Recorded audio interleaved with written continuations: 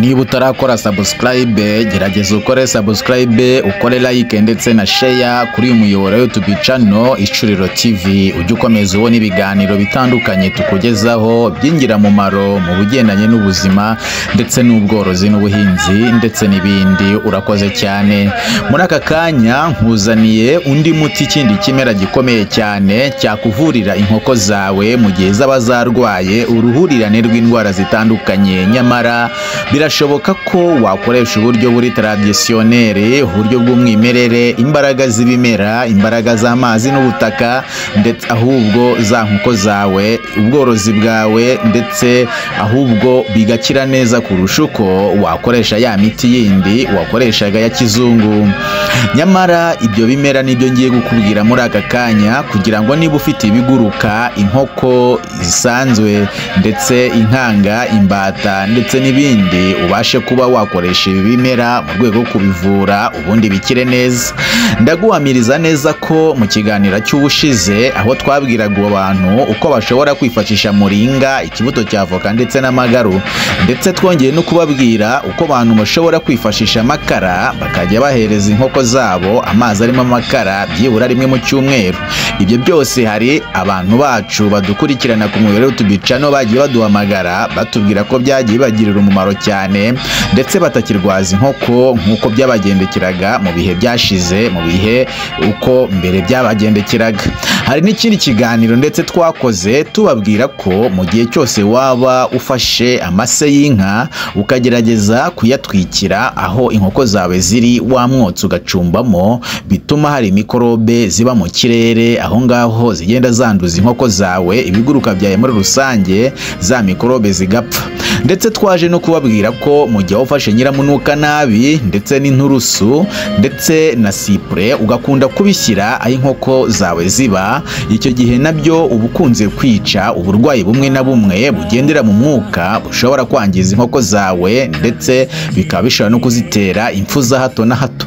Muri aka kanya rero muri iyi nkuru nkuzaniyemo ikindi kimera gitangaje cyane kidasanzwe, kibitseho ubushobozi ndetse n'ububasha bukomeye cyane mu kuba cyavura amatungo yawe.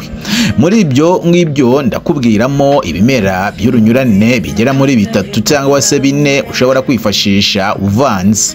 Ndakubwiramo umubirizi ushobora kuwurambika mu mazi ya nkoko zinywa.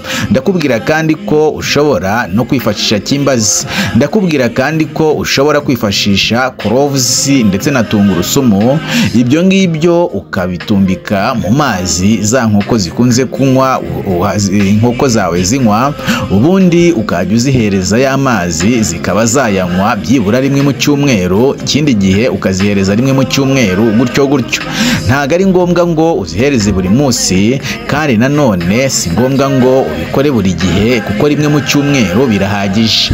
Yewe nta nubwo ari na ngombwa ngo uzihereze iyo miti mu gihe zarwaye, ahubwo ni byiza kubikora mu gihe za nkoko zawe zaba ari na nzima. Nongere ngusubiriremo ko ushobora gufata amazi ugatumbikamo tungurusumu, ugatumbikamo cloves, cyangwa se ukanabiteka hamwe n'umubirizi ndetse na kimbazi cyangwa se kica amahirwe. Ibyo ngibyo y'amazi watetse rimwe na rimwe ukagerageza kuyahereza inkoko. Si ngombwa ngo ubisekure, kuko kubisekura ntabwo byaba ari byiza, ahubwo ugomba guteka amazi arimo ibibabi bikeya, byibura ukagereranya nk'amagarama agera muri 20 y'umubirizi cyangwa se amagarama 5 y'umubirizi, ukagerageza gufata andi magarama byibura 5 cyangwa se amagarama 10 ya tungurusumu, ndetse ugakoresha cloves ndetse wenda nk'ibiyiko 2 binini. Ariko ibyo byose kukubwira ikigero byaterwa n'umubare w'inkoko ufite.